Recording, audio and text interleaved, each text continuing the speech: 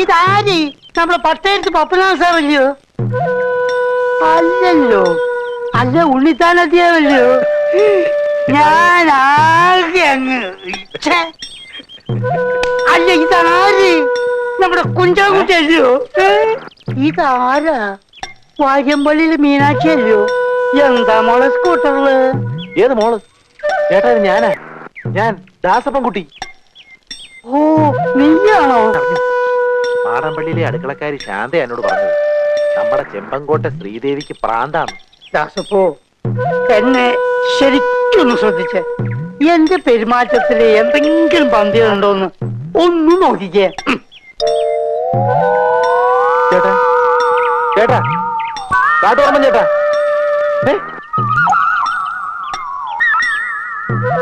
എന്തോ കുഴപ്പമുണ്ടല്ലോ. കൊണ്ടെങ്കിലും താൻ രക്ഷ എഴുതി കെട്ടിച്ചോ. തനിക്കാണ്ട് വലിയ കുഴപ്പം തുടങ്ങുക.